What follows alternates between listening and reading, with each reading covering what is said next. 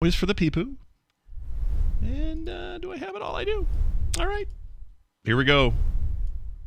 TMS's involvement starts in 3, 2, 1.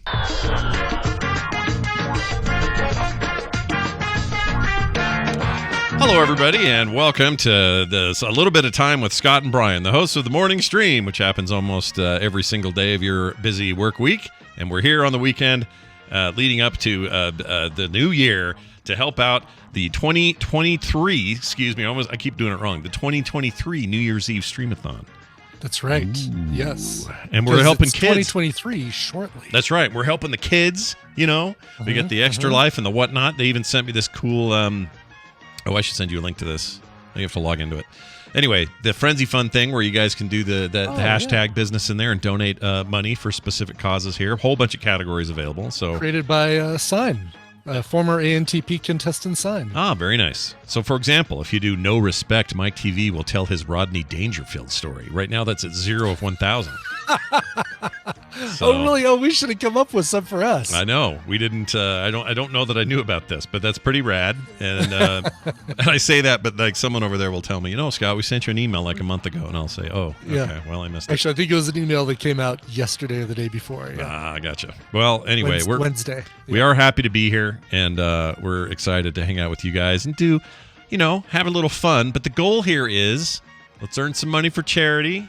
That's right. Let's open our wallets, And our hearts. And our hearts, right? And not our just champagne bottles if you're in Europe. What else can you open? There's other things, right? Open your well, Madonna wanted us to open our hearts as well. She did. You thought I was going to say something else, I did. You? Well, you said Madonna, and then I thought about some part of her career, and I went, I know where this is going, but nope, we're not going there. That we could have opened for Madonna. But we're open for business, everybody. Please let your wallet bleed out a little bit of cash before this year's up. And let's help these kids, because the Extra Life Children's Hospital Network is not only a worthy cause, but it's been around for a very long time. And kids are great, man. Adults are lame. Let's let them grow up to be lame adults. Give them the better chance of doing that, okay? I've heard it said that children are the adults of the future. I've heard that as well. I think it was a little more sing-songy when I heard it, but yeah, it's close. Anyway, if you're some of you are in here going, who are these guys? We are the hosts of the morning stream, and usually on a daily basis we do a fairly usual structured bunch of business on Monday through Thursday. Mm-hmm. Today's going to be a little different because we're ending the year, and we have an hour with you people. Right. Yeah, there's no indie in the middle. No. There's no cover song at the end. No. No guests. Sorry, except ourselves. Yeah.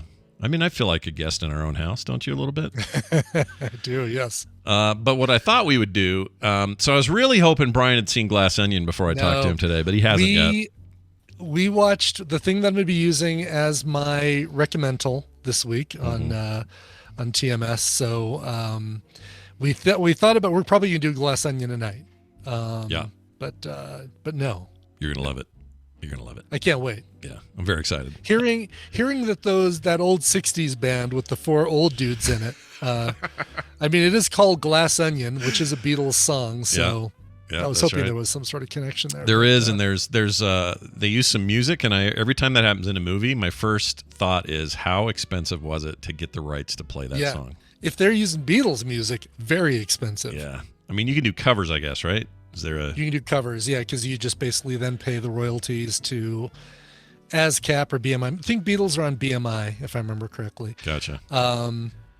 With a few exceptions, right? The George Harrison Northern songs, he owns his own library of stuff. Oh. But the Paul McCartney, John Lennon stuff was all owned for a while by Michael Jackson, and then Paul got it back, and then he sold it just recently, didn't he, to... Somebody somewhere got it, right?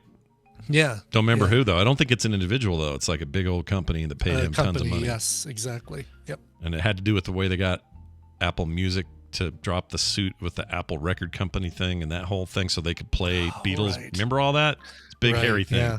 I don't remember the details. But I do know this. Who owns the rights to Simply Having a Wonderful Christmas Time? Because if I own the rights to that song, probably public domain at this point. I could burn it in effigy, man. You could actually make it you could basically set the royalty amount so high that it would be cost prohibitive for a radio station to play it. 100%. Yeah, I agree with that. Well, anyway, we're glad to be here, guys. Thanks for letting us be here. And the only other thing I want to say about Glass Onion is this. It's very good. Okay. It is a great time. It makes everybody who watches, I think even with Knives Out, people had this question, what should the next cast be, right? Mm-hmm. And I'm 100% convinced that the next Daniel Craig-led sequel, follow-up, whatever you want to say, to these other two movies needs to be him at the center as usual, but all Muppets otherwise. Don't you think? Excellent. Okay. Or you go the other way and everyone's a human except they do a Muppet version of him and he voices that Muppet, but he's a Muppet. Could it be Scissors Out then for the Muppets? That's good. That's good. Yeah. There are strings out. I don't know. Yeah. But glass bunion. Nope, that doesn't work. Can't think what are your thoughts? Because I know Rian Johnson was miffed about having to have Knives Out in the title. Instead of calling it just Glass Onion, it had to be Glass Onion, a Knives Out mystery or whatever it's.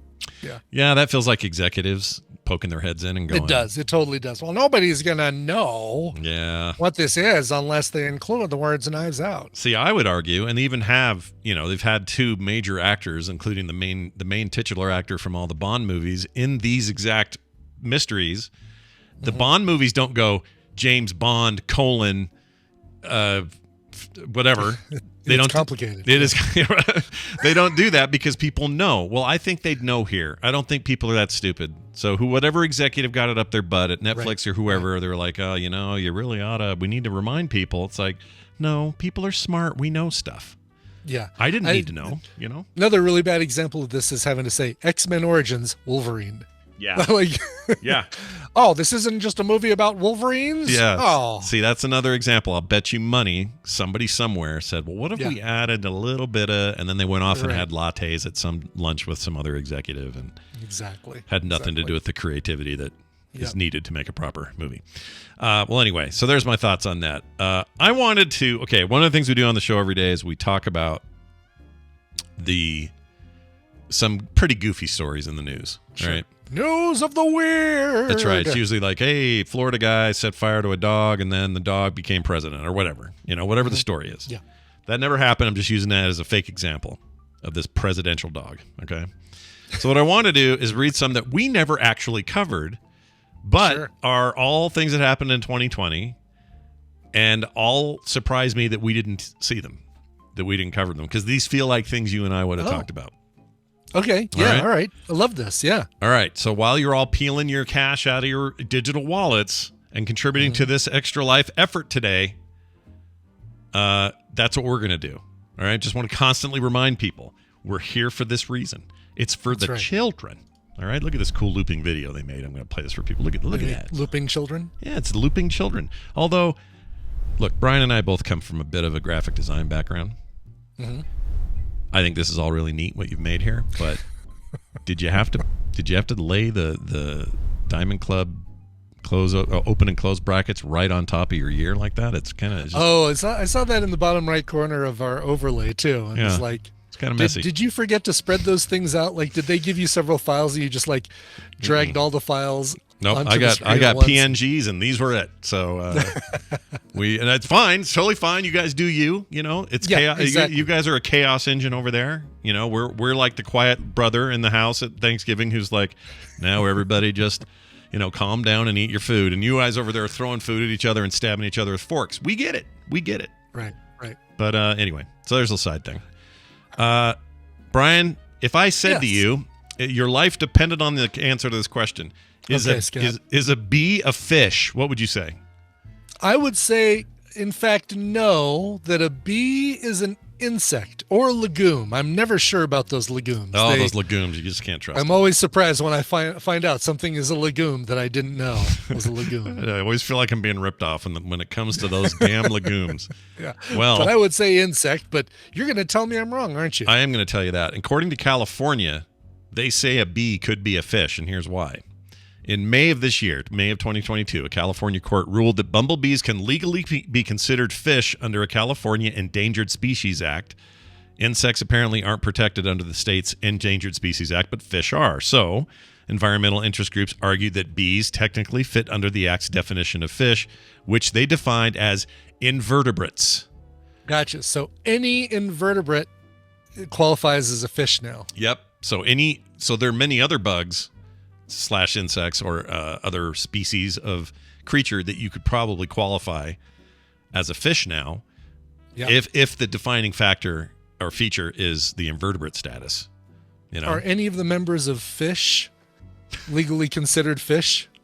That's a great question. We need to get answers to that one because, do they have vertebrae? Is Abe Vigoda now considered a fish? No.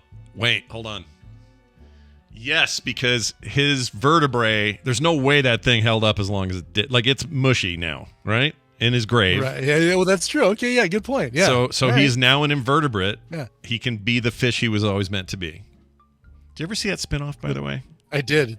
I totally remember. I think I watched more of the spinoff because for whatever reason, as a 6-year-old child or 7-year-old child or whatever I was, Barney Miller was a little too heady for me. Yeah. Yeah. a little too cerebral for my little mind to enjoy and process. Give me whatever cartoon was on at the time, Super Friends or something like that. Now, do any of you at home, are you all too young to know who the hell Fish is? Because now I just realized we're talking about an ancient ass show that maybe nobody knows about. Yeah, good point. Yeah. Good point. Yeah. Sorry, you were about to say. So Fish was a spinoff of Barney Miller. Barney Miller was a comedy set in a New York police precinct. There you go. Chicago police precinct. That's right. And look, if you're Firefly flans. Yep, you're into the Firefly. Bishop in that show was in this. Yeah. So, your worlds just collided. Boom. Bim, bam, boom. Here's story number 2. Okay. Why does the U.S. government have 1.4 billion pounds of cheese stored in a cave underneath Springfield, Missouri? Do you know the answer to this before I read it? Hoarding, I think, is the answer. Government hoarding? Government hoarding. I mean, they're known to, what do you call that when they, government spending stockpile? Stockpile, sure. Like they're the second, or no, they're the number one landowner in America. And then right after that, it's like churches. Which is a little bit weird. Oh, really? Oh, yeah. Wow. Churches buy lots of extra land. But now it's cheese, and apparently it's buried. So here's how this goes. In February, Utah Connection, Deseret News. It's one of our dumb local papers. It's the dumb one. I like the Tribune better. I've been to both of them, by the way. Okay, question for you, because you did all this stuff in the 90s, and you went out to all these papers. Yeah. And early aughts, I guess, right? Some of that time. Early aughts until 2006. There you go. That's right. You were podcasting right before, a couple of years before that ended. I was, yeah. So the Deseret News and the Salt Lake Tribune are both published or printed here in Salt Lake City, and they're both printed and published in the exact same building. Yes. Thank you, Chat, Reg, and Ego, for letting us know when our cities are turning 2023. That's right. We got to make sure. We got to keep track of this. Do we know how to count down from 10 in all of those languages? No. Okay. I think I might know. Let's see. I was going to say... I don't know any of them. Flurg, I think, is a number in one of those. Sure. Always go with Flurg. Flurg. That's do we have an IKEA story coming up that reminds me of the word Flurg? Right, exactly. Well, that would be perfect because we're talking about Switzerland. We'll time it perfectly with that. Excellent. Yes. Anyway, so they both publish and print in the same building. Yeah. Is that common in cities that you think they're competing papers? It's called a JOA, a Joint Operating Agreement, and you find a lot of newspapers that are different leaning will share the same building. They'll have different editorial spaces, naturally. Right. They might share the same ad space. The retail ad department might sell to this is I bet this is even more fascinating to the younger crowd than the Barney Miller discussion. Yeah. But I'll pare it down and just say yes, happens a lot. Newspapers save money because presses are expensive, and if you've got a daily an evening paper and a morning paper, then you can have that press running all the time, and and printing both. Or That's at interesting. the time, I don't know how many of those still exist, but so they're still technically, at least ideologically, these might be competing sources of news, but at the end of the day, they're kind of in bed, right? They have to be. You know what I mean? Well, they're in bed, but they've still you can't. Their covers are sewn in such a way that there's no skin-to-skin contact. So they're in the same bed, but there's no touchy because the covers are separating. No, them. I get that. There's like a seam in the middle. Yeah. And But to save money, they share the same mattress and box spring. And bathrooms and, Exactly. Okay. Yes. I think that's fascinating for some reason. When Yeah. I was a kid, I went on tour there for my art class because we were doing stuff with the political cartoonists there. And two of which are still working there all these years. Crazy. Oh, wow.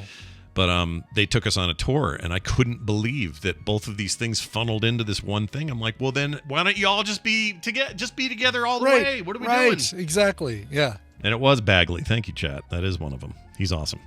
All right, let's move on. Okay. Oh, I didn't even talk about the cheese. Find out why the government has all that cheese. If you've never heard TMS, great example of how things go. Don't leave me hanging. In February, cheese is involved, Scott. That's right. Whenever there's cheese, go all the way. In February of this year, Deseret News writer Gitangia Punia, I don't know, wrote about surprising and very little known fact. The U.S. government is storing 1.4 billion pounds of cheese in a cave in Missouri. Apparently, the government has been storing away cheese for decades, ever since the 1970s, when former President Jimmy Carter offered dairy farmers a break by having the government buy and store cheese from farmers. So that's still there. And as you know, cheese, it can be stored and saved and still works. It still works as cheese. You can still eat it. Sometimes it turns into a different cheese. Sometimes it all turns into blue cheese if you let it sit for too long. Yeah. Fuzzy cheese. I like blue cheese, right. but I don't like fuzzy cheese. I don't like fuzzy cheese either. No. A neighbor of mine, I was just going to say it was the crazy neighbors. They would just slice off the outside of the moldy cheese and the cheese underneath would be just fine. It's like the bad cheese doesn't go any deeper than skin deep. So you just cut off the skin and yeah. So I don't know if there's any of that going on in Missouri, but well, you never know. Missouri's a weird place with strange things, and who are we to judge? Yeah, don't do that with your soft cheeses, your bries and your camemberts, but you can totally do it with your hard cheeses. So we had somebody made a block of, I think it's Swiss at the core of it, but they flavored it up with a ton of, what's it called? Horseradish. Oh, yeah. Okay. That may sound weird and maybe even bad, but I ate 3 little cubes of that last night, and I thought it was magical. Really? Yeah. Ooh. Now it's making me fart like a broken human. I'm like a rotting corpse when I toot. But other than that was some fine cheese. I love horseradish. I love Swiss cheese, so I have no problem with any of this. It all sounds amazing. You don't mind farting and gassing up the room a little bit when needed, when you have to? It allows me to get more cheese. Fantastic. It keeps other people from trying to take my cheese. Take that, Tina. Look at that. You cut the cheese and then you cut the cheese. That's right. Let's see. Here's our next one. So that's a lot of cheese. I don't know what they do. Is it all government cheese? They give it to people on, I don't know. I don't know. We don't know exactly how they're disseminating the stockpile cheese, but farmers are, I guess, it just we're saving the cheese so you don't have to produce as much cheese. Do you think it's like a paper factory where if you live too close, that place just freaking reeks, and you're just like, what is that? It reeks as a sugar factory. There's one in Fort Morgan, Colorado, and we drove out to see my grandmother who lives out in Brush. And you drive by the sugar factory, and you can always tell when it's running because it's got a stink to it. That stink is amplified if there's like a low pressure front because it just makes that scent hang over the highway. No. And you don't hear vacuuming going on, do you? No, I do not. Okay, good. All right. this is. I thought it was part of the says. story. I'm like, whoa, wait, when does the vacuum come into this? This is interesting. When the vacuum, then it really stinks. Yeah, but anyway, the low pressure front just makes that stuff hang in the air, and you drive through it in your car, and you can't get the smell out of your car fast enough. You have to be really quick on the keep out the outside air button on your car to make it through that area. That sounds heinous. We have near us a Yoplait factory, or no, I'm sorry, Dannon factory. Okay. Mm-hmm. I was mix those two up.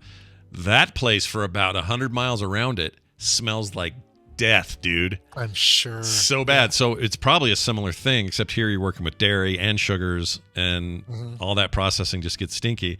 But easily the stinkiest thing I was ever around was this paper factory in Mississippi. Just about made you fall to your knees when you were there. It was so bad. Yeah, I guess I could see, because wet newspaper does not smell good. No, and all the treatment they do on it was just a big pulp, stinky creation of that pulp. Yeah, the pulp was the stinky bit, is my understanding. Yeah. Really nice town. Really stunk while you were there. Got a Purina factory on I-70, and that smells exactly like you think it would smell. Just like dog food? Just like dog food. That's it's not like so bad. It's like when you drive by a Burger King and you smell the flame broiling. Yeah. When you drive by the Purina, it just smells like dog food. Oh man, I hate that Burger King smell. Not a fan. I like I like broiled meat in general, like good broiled meat. But that stuff they're Yeah. using smells like oil and spray and fake. You know? Oh really? Oh, Yeah. I don't mind it. I mean, if it does, I don't pick up on that when I go by it. Maybe they just need to clean the vents at your Burger King a little bit better. Yeah. That wouldn't surprise me if that was the case. Could be, or maybe they need to not clean mine, because maybe that's what I'm smelling is a good filtered. This reminds me, the only other thing about this that I always think of when I think of stinky towns or whatever, my brother Matt, who is an adopted brother of mine, he was adopted when he was 9. He lived in Korea his life before that. He was in an orphanage. And in this Korean orphanage, I don't know, some thousands of kids live there. And right next to it, a human crematorium. Oh, no, Yeah, really? on the same road right there. And so he says every day you'd wake up to the smell of burning bodies. Oh, my God. And they weren't doing like some fancy clean room process at the time. This is like the 70s and 80s. Sure. It was like really bad. And so everything always smelled like dead bodies. So he ended up with this like aversion to anything that had to do with death. So anytime anyone's ever died in our family, aunts, great uncles, grandparents, my dad, whoever, it didn't matter, he can't come to the funeral because it makes him think of that terrible smell every time. Even though that doesn't, even people are getting buried, not even going to near a crematorium, it doesn't matter. You can't do it. Just can't do it because of the smell. Yeah. That's amazing. So that'd be like us living by this cheese cave, going to a restaurant, and they're like, have you tried our Gouda? And you're like, oh. No cheese. No Gouda, please. No Gouda. No Gouda for me. It's no Gouda. It's no good. All right, here's this story. This happened this year. This is the IKEA story I was telling you about. People naming their babies after IKEA product names is a thing. In June of this month, or of this year, the furniture store IKEA offered its catalog as a way to come up with new baby names. So they're the ones pushing it. Okay. Oh, really? IKEA's the one. Okay, gotcha. Yeah, they're the ones. It says, following an uptick in births in Norway since 2020, some parents may need to help with deciding on a name. So IKEA in Norway, which is where they're based, offered to help. After 3 years, this is a quote, IKEA has built up a large catalog to pick from, says a spokesperson. What would it take for you to name a kid after like an end table or whatever? I'd have no problem naming him after the IKEA bookcase. Oh, all right. Because it's Billy. It's just Billy. Is that it? It's Billy. Yeah, Billy the bookcase. Why do I know? I feel like I should have seen that, and I don't know that. The Jonathan Colton song IKEA even has a line, Billy the bookcase says hello. That might be where I remember it. Okay. Something whose name is Ingo. And it goes through a lot of the product names. I feel like that's cheating, though, right? Because you're basically just, like choosing a name that you would already be fine using. Yeah. If I were to, let's see, I want to find just a random product from the IKEA catalog here.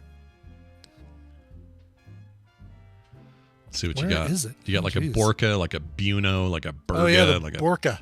a Borka. Sure. I do the Borka, sure. Would you? Yeah.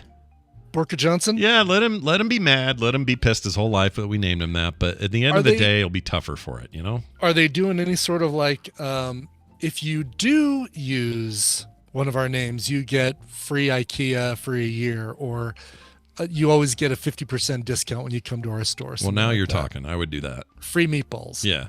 Because a person can always go down to the courthouse, $50 and they're done. They can change their name. Right? Sure. But you have to have you need, for this one, you need you just get the product.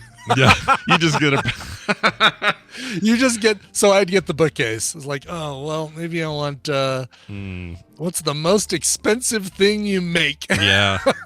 Which, that's, okay. But that makes it interesting. And then what you do is you give them a really solid middle name so that when they make the switch, or even always just call them by their middle name. My friend Andrew, that's his middle name. His real name is James Andrews, so we just call him Andrew.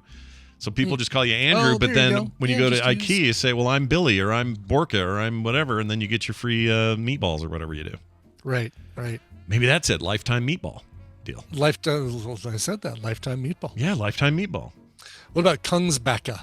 Kungsbacka Johnson. Oh, I don't know. It feels...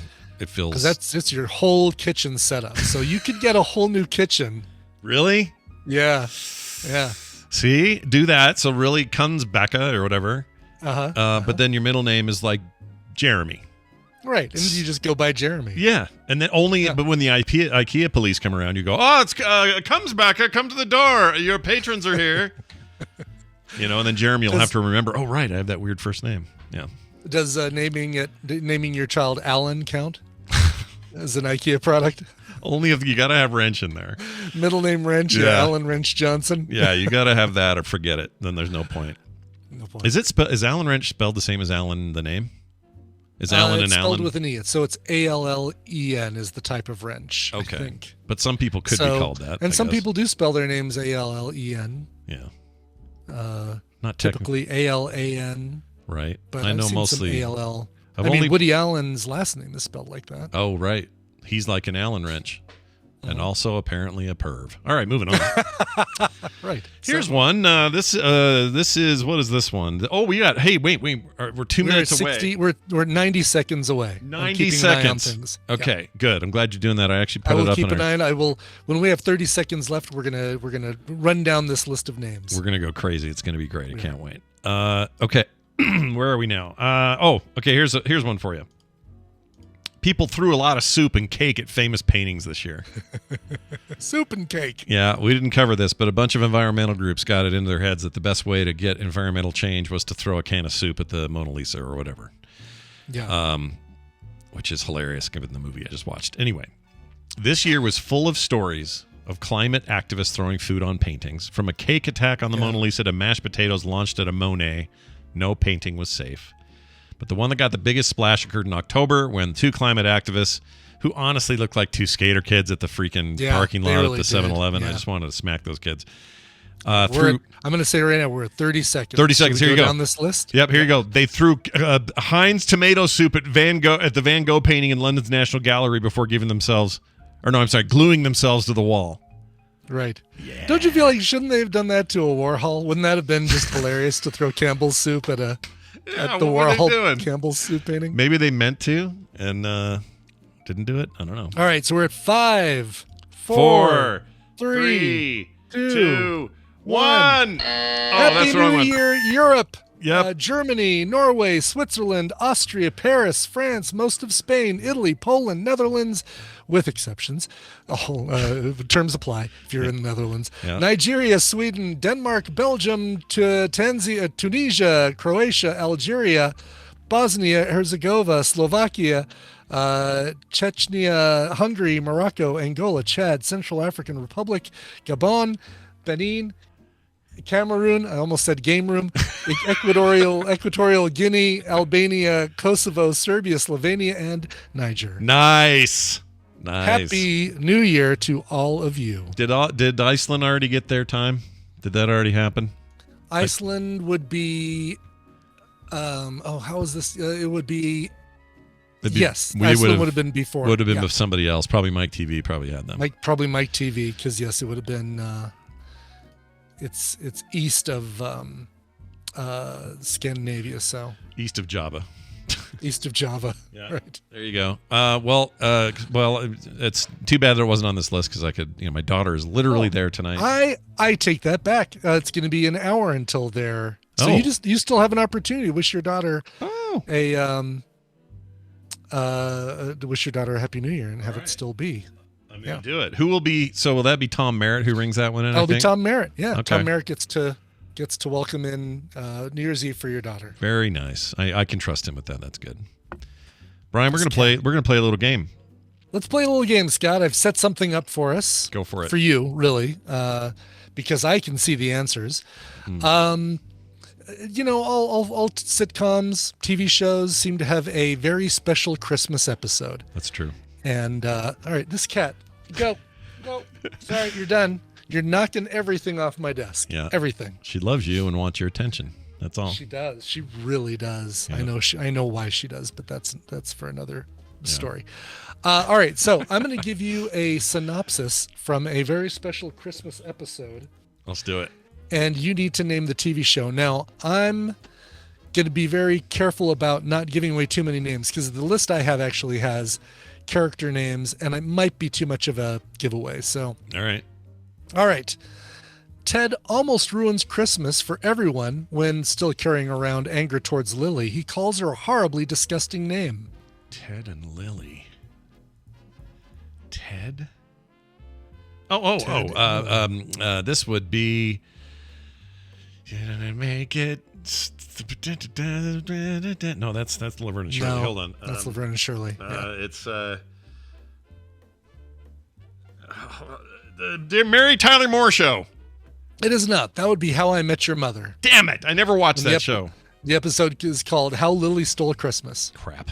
All right. The party planning committee feuds, resulting in 2 rival Christmas bashes. The boss gets dumped by his girlfriend for the holidays. All right. There's your cat again. Read me that one more time. Sure. The party planning committee feuds, resulting in 2 rival Christmas bashes. The boss gets dumped by his girlfriend for the holidays. Oh, this would be. Oh, wait. First, this is for the one I got wrong. But I have a feeling I'll get this one right. That would be The American Office. That is right. A Benihana Christmas is the episode. That's not the one where Kevin brought the chili and dumped it all over the entryway of the office. I don't remember. Because that is the most. You can't even make any reference to The Office without me thinking of that. Oh, really? Oh, wow. It doesn't even matter. You could say favorite scene. You're like Jim Halpert looking at the camera, and I'd go, Kevin dumping chili on the carpet. That's all I'd think of. That is the. I cannot help it. All right. 1-1 so far. 1-1. I'm not keeping track. So as long as you keep track. All right. Frankie wants a part-time job at a department store so she can get a discount on Christmas presents. Brick is cast in a holiday play at church. Brick. What was the first person's name? Frankie. Mm-hmm. This one I didn't know, so I'm really glad that the chat room knows. Yeah.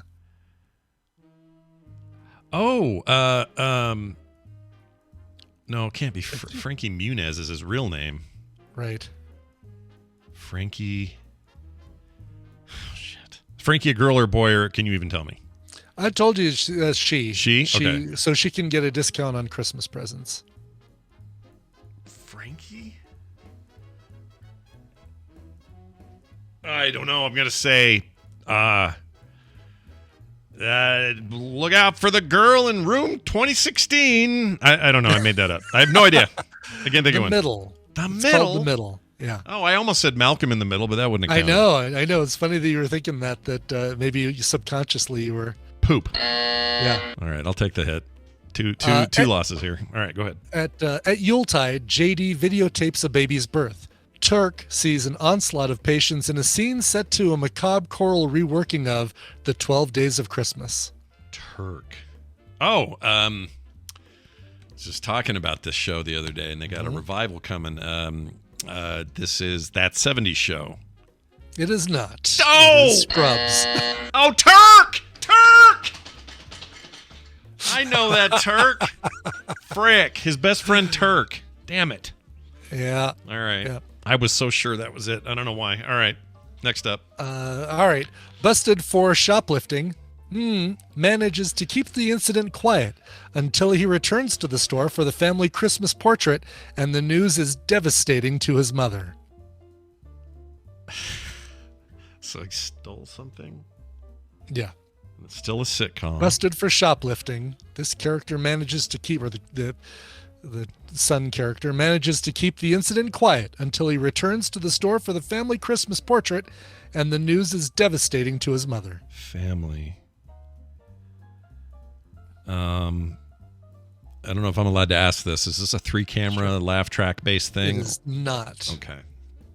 That helps me actually. It means it's it more probably modern. Does, yeah. Yeah.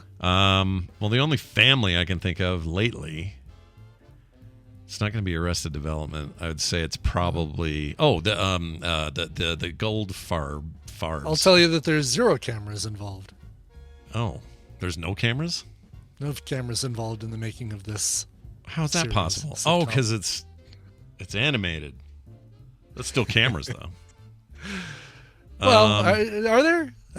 I mean, in the old days, you would take pictures you know what? of cells. That's a valid point. You're actually right. Yeah. I didn't think of it that way. It's all digital these days. Yeah, you're totally right. The camera is virtual. I guess, you know what? I guess when this episode was made, it would have been cameras and cells. Yeah, good point. I'll say The Simpsons because I don't know. Say The Simpsons because it's correct. Yep. What was the episode? What was it? It was called Marge Not Be Proud. And Bart did it? He stole it? Bart shoplifts, and then they return to the store for the family Christmas portrait, and the news is devastating to Marge. Oh, poor Marge. All right.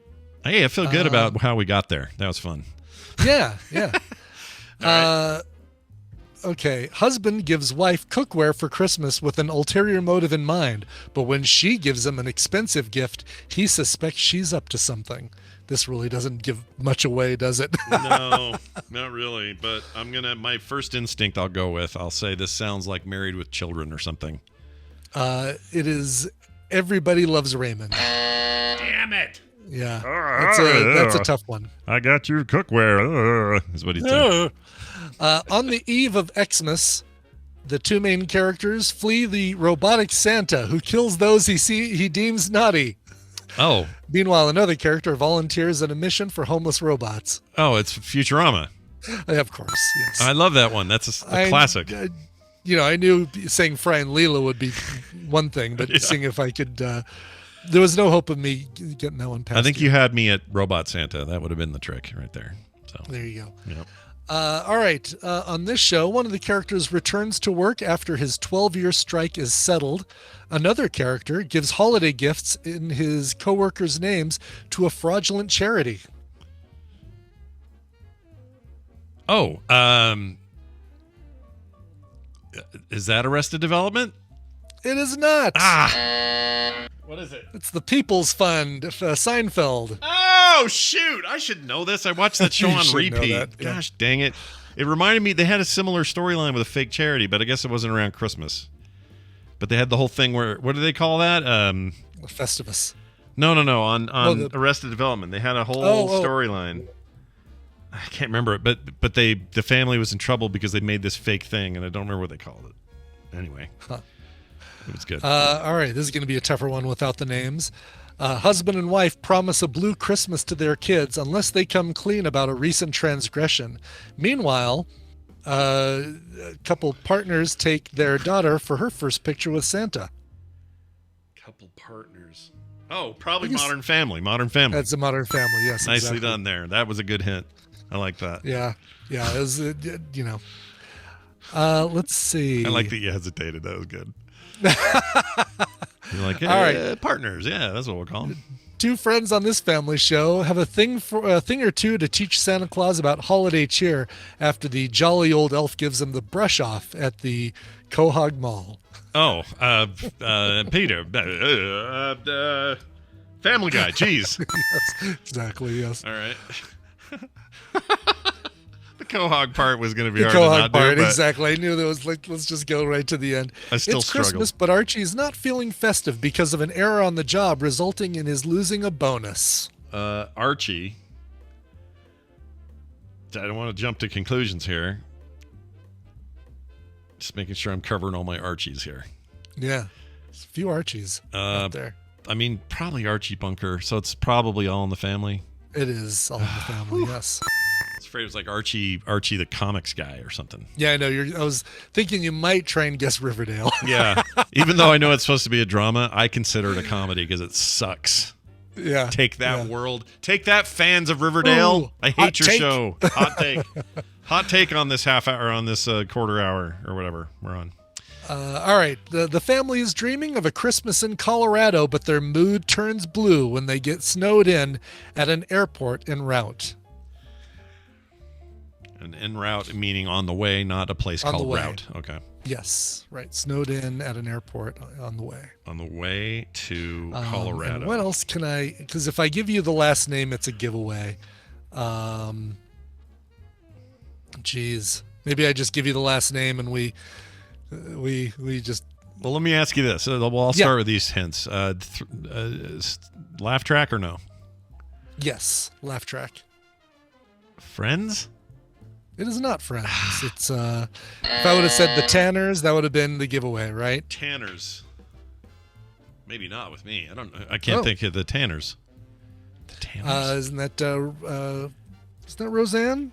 Oh no, that's it's not Roseanne. Not Full House. What's it? Full House is the Tanners. Is that where they were? Right. Is it Full House? Yes. Yep. Oh, that show. Man, I avoided that thing like the plague when it was on. Yeah. I don't know why. You and I were of the age where like Friday I ain't night watching suck that. fest. Yeah, dude. I wanted nothing to do with any of that. 90s kids, no offense, but some of us were like entering our 20s and we were like, what are you watching these horrible sitcoms? They were bad. Right. Connors was Roseanne. I should know that because then they did the Connors. Yeah. The gang attends this character's office holiday party and just frets when she receives an expensive gift from Paul. Paul? Yes. Paul? I'm glad you focused on that name and not the other name I gave you. Wait, give me the other name. What was it? The gang attends this character's holiday office party, and Jess frets when she receives an expensive gift from Paul. Jess.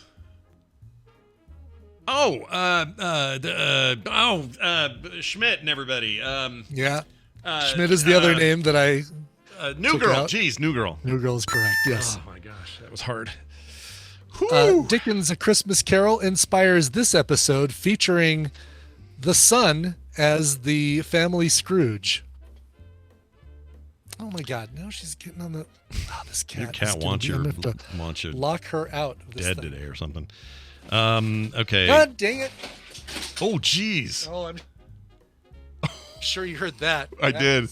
You also glitched the. That was my entire light box. Oh. Did I glitch? Yeah, you did. I was hoping it wasn't your router or something. No. That was just funny timing. Because you kind of froze for a minute. I'm like, she got the router. Crap, now I forgot the hint. Can you give me the hint one more time? Sure. Dickens' A Christmas Carol inspires this episode, featuring the son as the family Scrooge. Well, who would have been Scroogey? Okay, That's a good thinking. Yeah, what character is kind of a Scrooge type dude? I kind of remember this. If I ask decade, is that unfair? I'll tell you decade, 80s. 80s. Oh,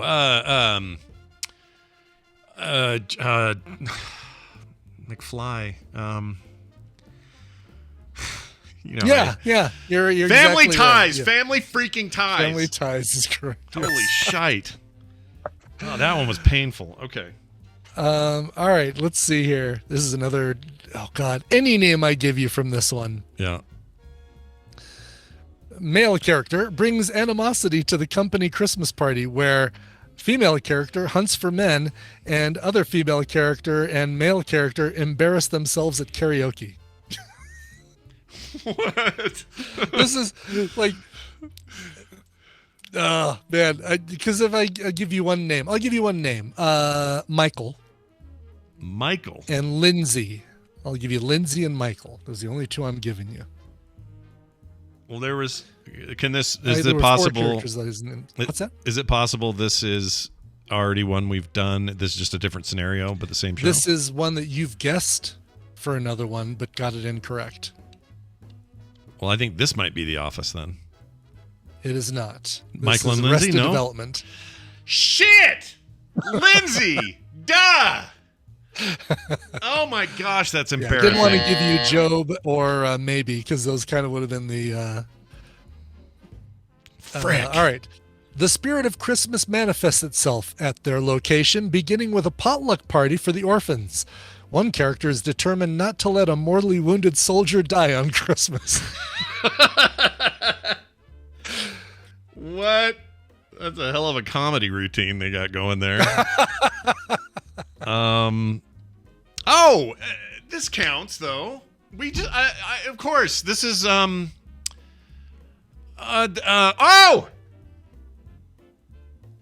It's MASH. It's MASH. It is MASH, yes. Oh my gosh.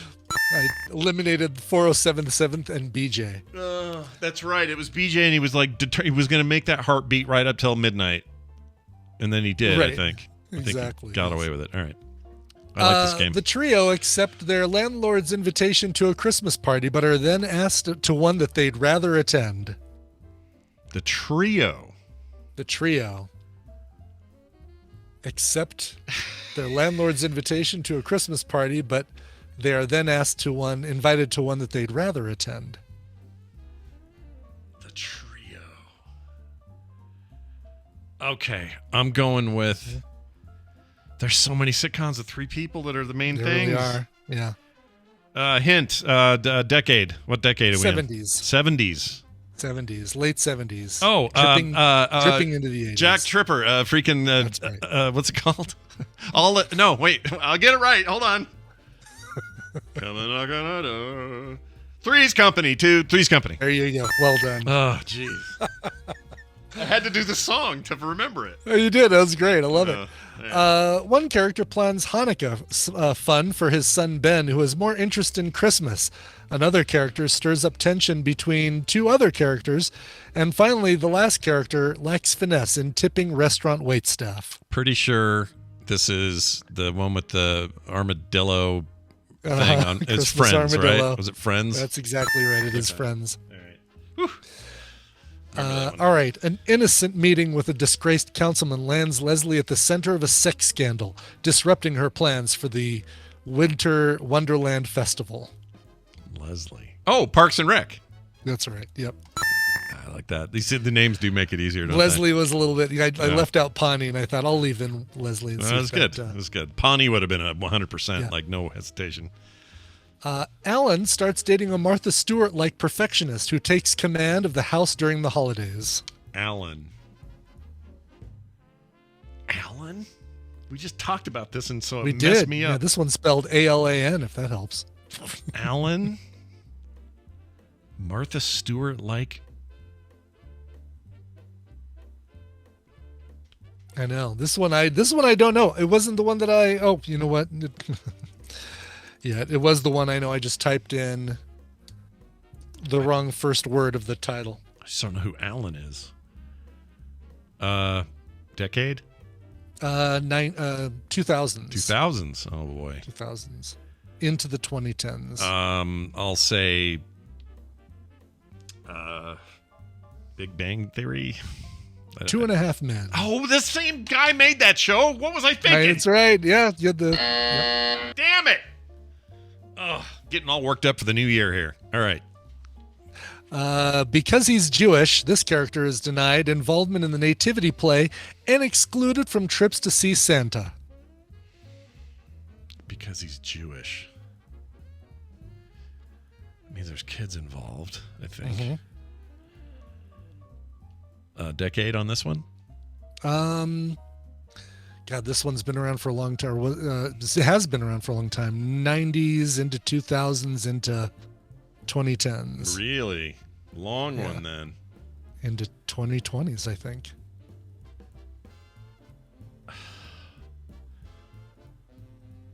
And there are kids involved. There are 4 of children them involved. specifically. Okay, one other hint. Is it laugh track or no laugh track? No laugh track. Oh, no, I remember this. No, that's something else. Another character says, Heidi ho. Heidi ho? Heidi ho, neighbor. Yes. Heidi ho, neighbor. Heidi ho. Yeah. Heidi ho. Yeah. Oh! South Park! That's right. Exactly. Nice one. That was a good one. Let's see. One of the characters goes on a quest to find the meaning of Christmas after he awakens in stop motion animation. That would be Ahmed in the Community. It sure is. Yep. Good. I would have felt bad getting that wrong, given how much you love that show. I would have felt like a yes, you a slub. as well as you should. Yeah. And my Secret Santa gift arrived from Rishi B, and it's a Troy and Abed in the Morning T-shirt. That I can't wait to wear. Yeah. Awesome. That's a good one.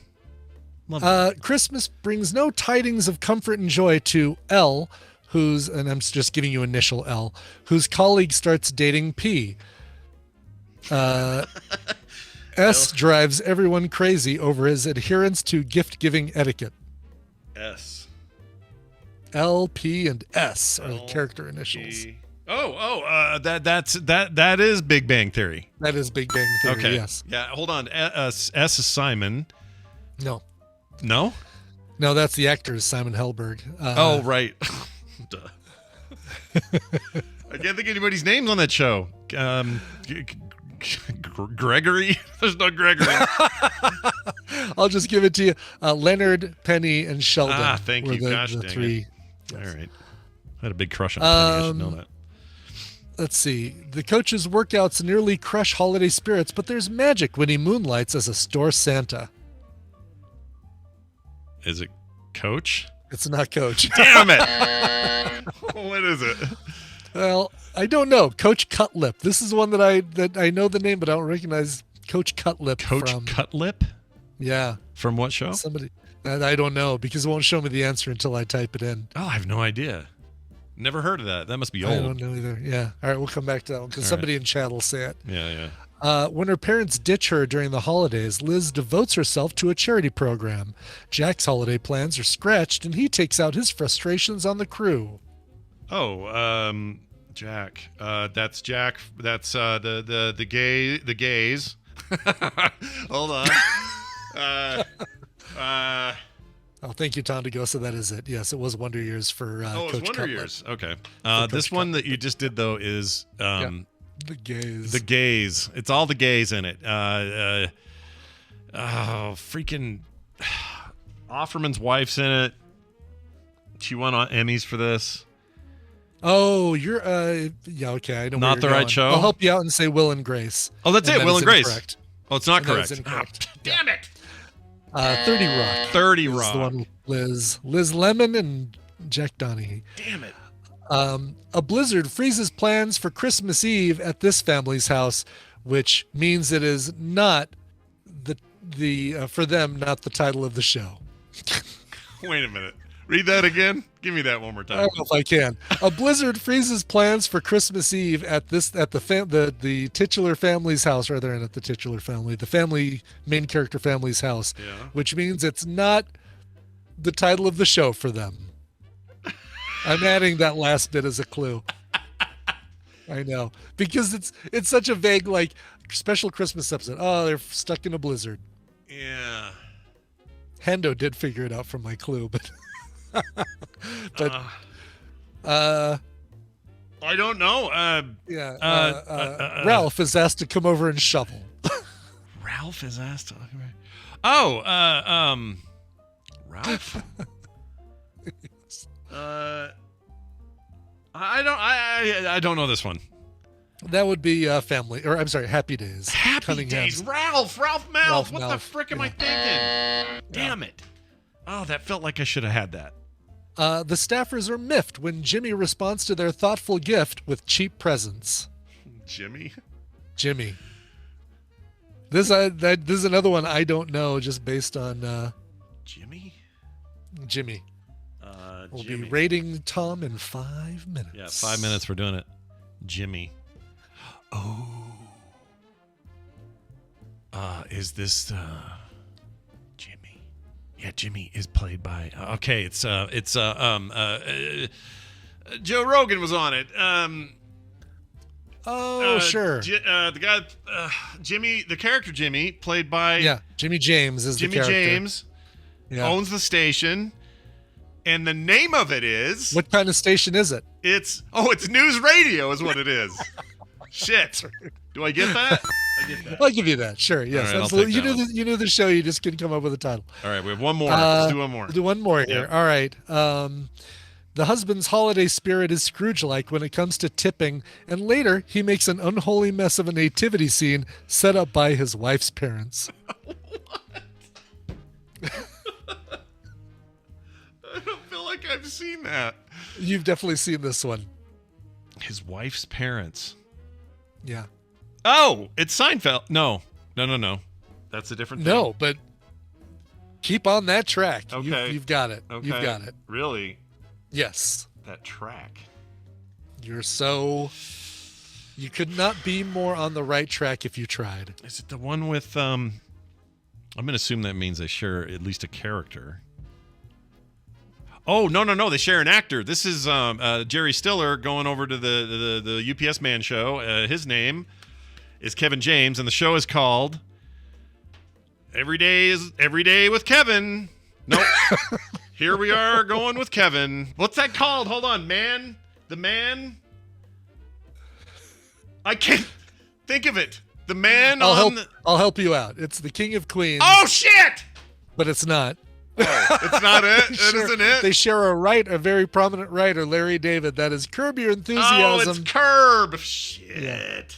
Yeah. Well, I clearly lost your amazing quiz. That was fun, though. Yeah, I wish this was written in a way where it wasn't, all right, the brothers Crane wrangle over who'll host holiday festivities, and Roz cozies up to a department store Santa. Yeah. No, that was great, though. Where did you nab this? It's a good one. Sporkle. Sporkle is a Sporkle. really good site for trivia quizzes like this, and usually they're timed, and in this case it's timed. We're still on 26 minutes. Yeah, no kidding. Well, here's the deal, everybody. We're going to turn the keys over to Tom Merritt, but before we do, a reminder, please give to this charity. Please help out kids, okay? Please do it. Look, they're all, a bunch of them are in hospitals tonight. That sucks. Nobody wants to spend New Year's in a hospital. No. And we really want you to do it. So please do. In the meantime, if you enjoyed yourself tonight and you haven't checked out TMS yet, we do it Monday through Thursday. Lots of guests, lots of content, lots of regular episode content that we do all the time. Music, all sorts of cool stuff. And you can find it at frogpants.com/TMS or wherever you get your podcasts. Big thanks to the folks at Diamond Club and Ritual Misery for letting us be a part of this year. We really appreciate it. Brian, you have anything else you want to mention before we I don't have anything else. Just Happy New Year, everybody. Stay safe. Be kind to your fellow people out there, and let's make 2023 even better than 2022, which is so much better than 2021. Yep. Let's go out there and kill it. That'll do it for us. Thanks for listening. We'll see you next time.